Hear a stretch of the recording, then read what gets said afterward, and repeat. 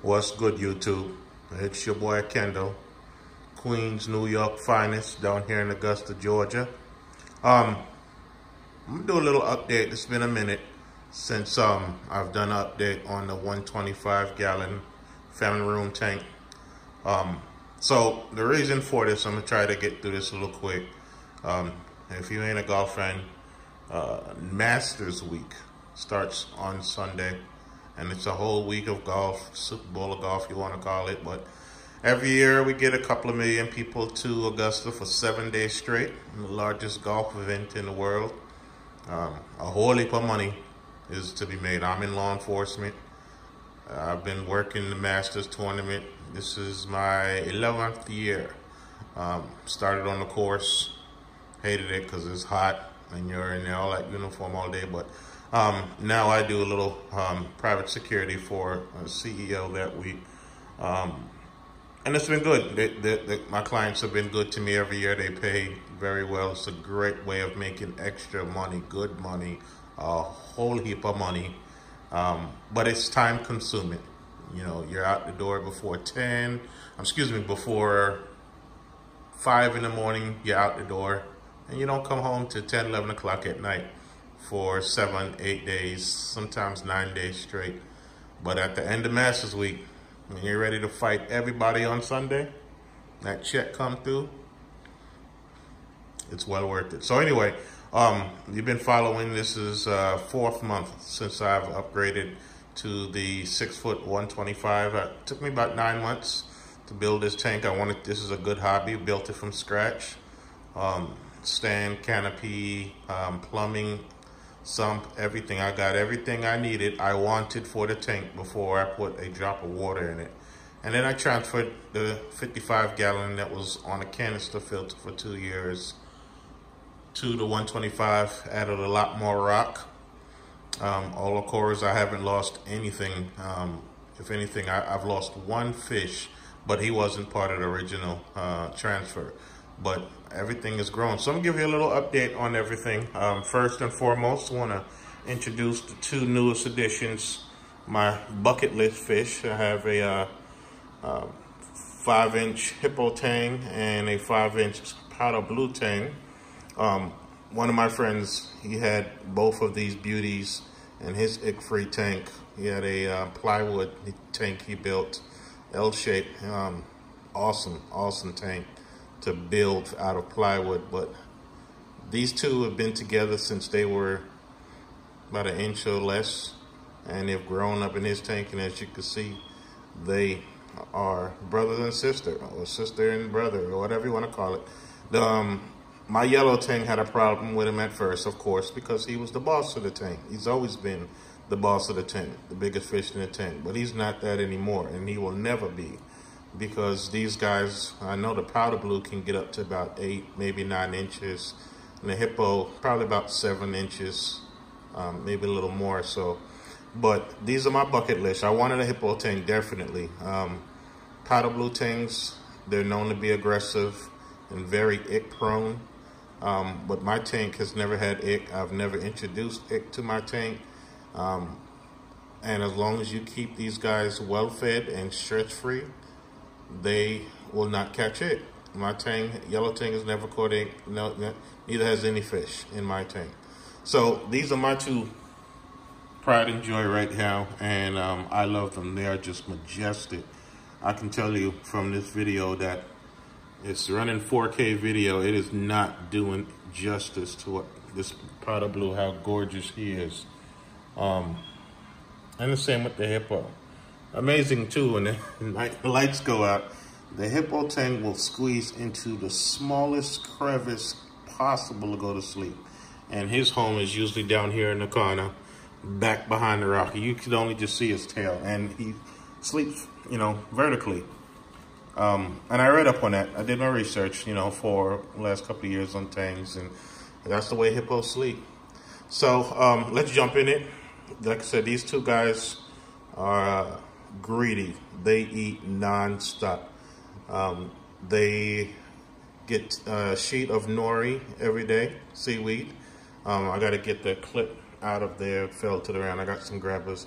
and they graze. And you can see the back of the tank has a very thin coat of brown algae, and that's just from the lights. I don't clean the dual overflows and the back of the tank because they just graze all day long. And you want to encourage grazing with tanks. You want them to graze. I've never had a green hair algae problem. I've never had an algae outbreak, cyno, none of that. So I was hoping, see, my water's too clean. I usually stay about 0 to 5 parts per million on nitrates. So I was hoping these guys, the way they eat and some heavy feedings, would bring the nitrates up. And they have. They stay about 5 parts per million. I've gotten them up to 10 at one time. But there are, with these two, there are a total of 13 fish in this tank. And they're the 2 largest. And I tested the tank yesterday. Yesterday I did my first water change. I haven't done a water change in 4 months. And, you know, people always debate on water changes, you know, whatever works for your tank. But bottom line is you have to build up a stable water column. And if you're constantly changing the water, you know, every week, you're not getting those, that essential bacteria needed. This 125, you can see they're grazing back there. I don't do nothing, real talk. I do nothing to this tank maintenance-wise. Every 2 days, I change out the filter shock. And then I clean the glass every day, just the front and the side. Like I said, I don't do the back because they just graze on the algae, which they're supposed to. And I'm going to show you things underneath and how easy it is. But I just want to show you some of the additions since we last spoke. Besides those 2, you have your yellow tang. There are a significant cleanup crew all throughout this tank. I have the coral bandit still in there. You probably see him up underneath there, but he's been in the tank. He's about 4 years old. He's monstrous. This bubble tip anemone, that was the huge one. It's about 20, 25 inches across. It's split for the first time a few weeks back. But what's crazy is that it's split into 3. And you see how big it is now, how big those bubbles are. You know it's happy. But the second piece it's split into is just as big. So it like split into 2 bigger ones. He was about 25 inches across. Now he's about 15 inches. And the other one, I moved to the tank upstairs in the bedroom, the 30-gallon, because I have 3 clownfish in that one as well. And that is the 3rd one that's split off of the big one. And I moved this small rainbow from the tank upstairs down here since I put that monstrous one upstairs. And then I have always had one back there, and he's getting bigger and bigger. He's more stringy than bubbly, and that's just because he is way down in the crevice and he's stretching out. But the less they stretch out, you find a good crevice for him, they won't move. He hasn't moved, and the crevice that he's in is not that big, but he hasn't moved as well. And this Kenya tree, I would always tell people to enjoy your tank. That Kenya tree's been a pain in my behind. They shed, that's how they reproduce. And the tips fall off, and then they fall down just like that right there. Eventually that one will latch onto a rock or to a piece of gravel and grow. So everywhere you see the little Kenya tree babies, it usually came from that tree. That was the only Kenya tree I had, and I got that from a piece that size. And I got that one, there's another one sprouting near there. And then on this side, somehow a piece moved over there. But we got the 2 new tangs, yellow tang. I have 3 clowns in here, 2 large ones, and then you got the male. So luckily, they don't fight. The 2 females, I guess the male shares the 2 females. There was 4 in here, and they tried to kill one of them, so I moved them upstairs and with 2 smaller clowns, and they're living in peacefulness. I really want to catch that 3-striped damsel. He was a rescue along with him from another buddy's tank. And when he was small, he was fine, but now that dude is just, he keeps testing the clowns, and the clowns, they're about that life, Mayu. They will it will go to him. But he has that little leather, his little area is the devil's hand leather back there. And if anybody his size gets close, there's only a few fish his size, he'll kind of warn them off. You see him, you know, protecting his area, but he won't go after the big boys. And the clowns, they like to host, the bubble tip. They'll host and they'll get into it with him because they're in his general area, but they'll also be in that BTA there, and they'll come over and jump into that bubble tip anemone. So that's a new addition. This is a Duncan colony. It's about 30 heads, and this Duncan cow colony is gorgeous. It's been in the tank for about 2 months, and it stays open day and night. It has not closed, and like I said, it's about 20. I think I stopped counting around 26, but it's a gorgeous Duncan colony. I expect it to continue to grow. Like I said, 3 clowns in there. I got a Starry Night blending back there, lawnmower blending, living a good life, eating up. There is the starfish, the serpent star is still in here somewhere. He's huge. You've seen him in some of the other tanks, but everything in here is mostly softies. I got a couple of hammers. I'm gonna start a little Euphyllia garden down here on the bottom. Some rock flowers that's on this rock. It's about 6 or 7 small ones. Up here is going to be the Zoa colony.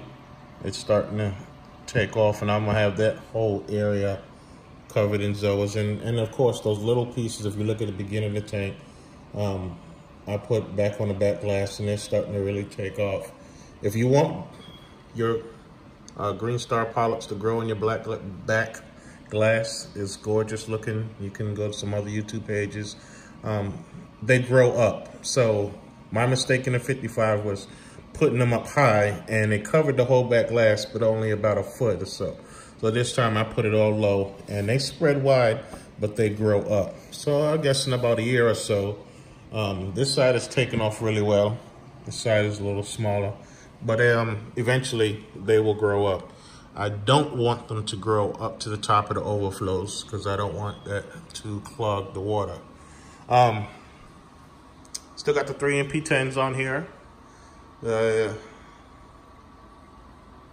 I like them because MP10 is too small for this tank, but with 3 of them running, it creates this ocean effect. They work in tandem. You can program them like that. So it keeps a nice, good wave going around. Everything else you still recognize. Everybody's doing good. Purple dotty back is there. Now I had 2 cardinals. That's the only other fish I added about 3 months ago. But you know, these guys, when they sleep at night, they kind of just float. So his partner wound up floating, and when I woke up next morning, he was wrapped around the MP10. He did not make it. So I'm gonna move him up to the other tank, but hopefully I can pair him back up, him or her back up. If you got some that are schooling, then they work out well. And they're unique fish. They keep their young. Whenever the mother lays eggs, she lays eggs in the mouth of the male, and the baby stay there until he's ready to release them. And there's been a lot of good success stories of raising cardinal young. You get the male separated after he releases them. So that's the tank in itself. Everything's doing good. I got 3 Ocean Revives T247Bs. I love these lights for the price. They are very powerful. I'm only running blues at about 70, and the full spectrum is at 15%, I think. And look how bright it is. So there's still, I'm actually going to replace the lights. I want to put some hydras on here because I have an AI Prime up there, and you can change your schedule. But those are one of the things I am going to change on this tank. And if I do anything, then the only other upgrade I may do is to a 180. But right now, have no plans of doing that. So the last update would be this monstrous toadstool leather. So I acquired this about a month and a half ago. I actually had another leather. It was one of those carpet leathers, but it was too big. So I made the swap for that for the 25 head Duncan colony. But this guy, he just rooted into the rocks, and he is just attached to two of the biggest pieces of rock there. So he ain't going nowhere. And I love it. I love the size. This is a show leather. If I was to sell it, it'd probably be $600 coral, if not more than that. But the clownfish love it. This is their whole little corridor.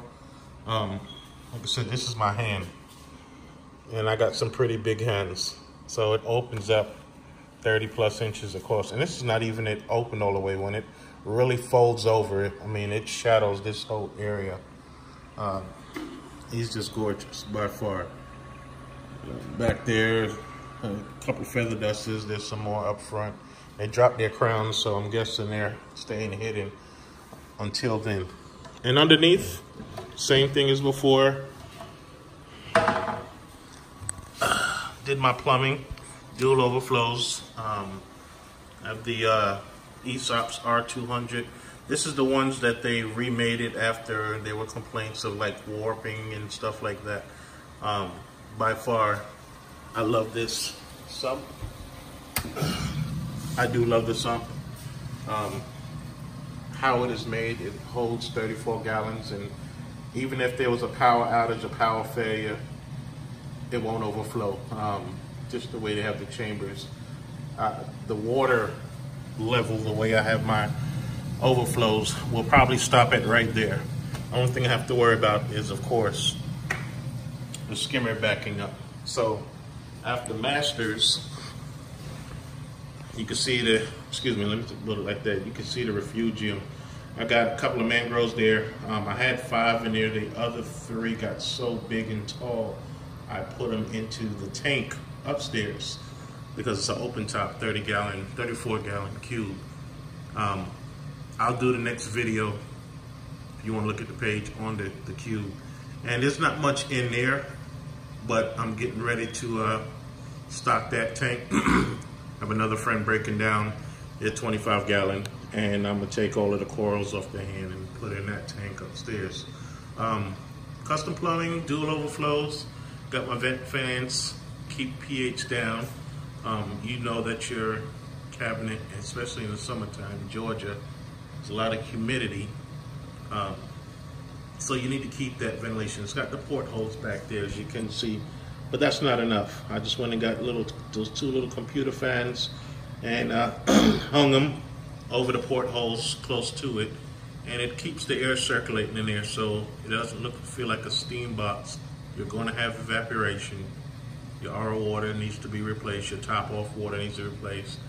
I have a 300-watt heater there as a backup, but the 75 is the smaller one that stays on majority of the time. But if it was to ever fail, the 300-watt would definitely work. Excuse the buckets. Like I said, it's Masters Week. I did my very first water change yesterday on this tank. 3 MP10s. I've got my ATO reservoir. It holds 10 gallons of water. Auto feeder's back there. I took the top off of it, but the auto feeder top's there. I got it programmed. It feeds at 9 a.m. and 7 p.m. and it dumps into the return chamber. I didn't want it up top just in case it might have fell over in the tank, or God forbid I'm back there messing around and knocked it over. So it dumps straight into the return chamber, and it puts it out, the pellet food, real fine pellet food. But everything is going good. The tank is taking off. If I had to complain about anything, I would say I'm tired of changing out filter socks every 2 days. I have 4 filter socks, so it gets old. So I'm gonna get the 7-inch media cup and just do filter floss. I think that's the best thing anyway. I'm tired of filter socks, and I knew I was going to be. But I will add I got 2 manifolds coming off the return. So one of them I'm going to do, I want to do a calcium reactor, but I'm gonna do the calcium pellets.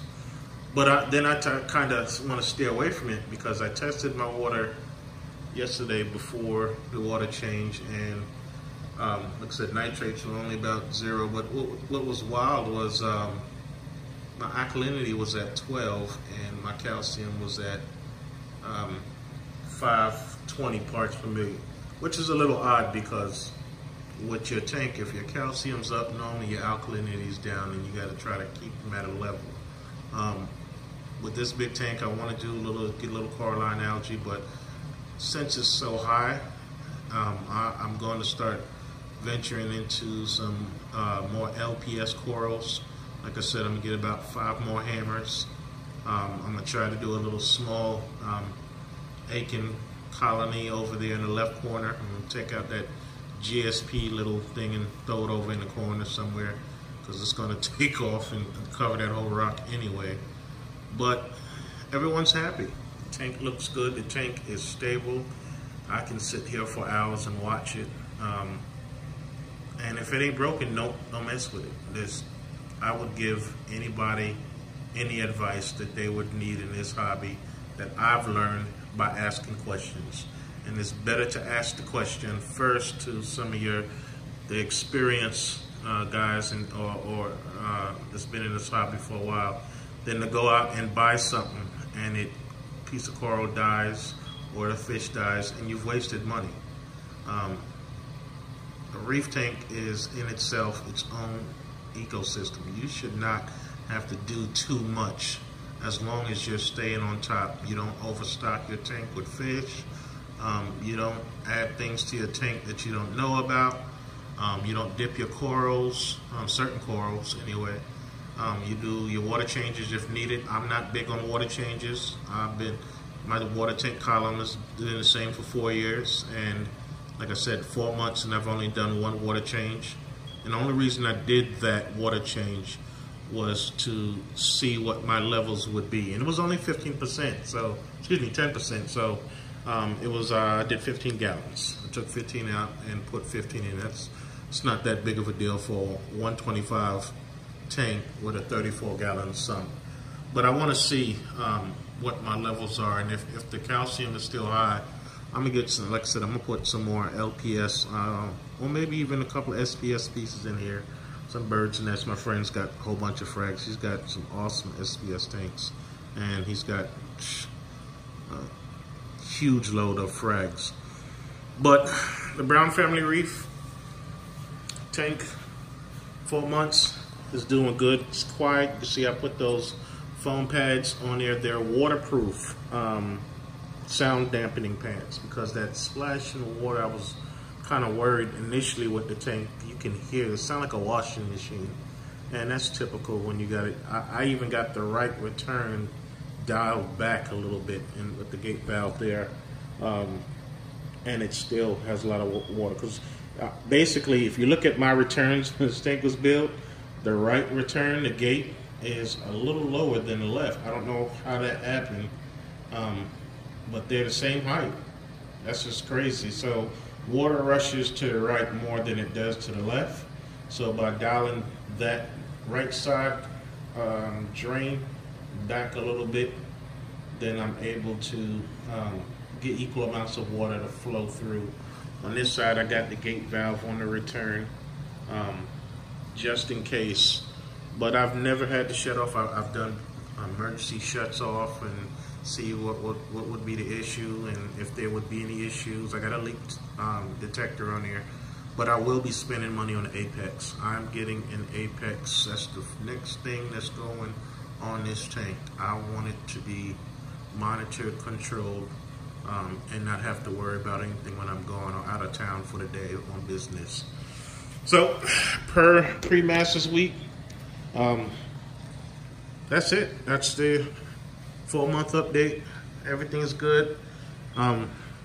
Subscribe, share with your friends, ask questions. I'll get to them, and I'll try to help you out wherever I can. All right? Happy reefing. Little more.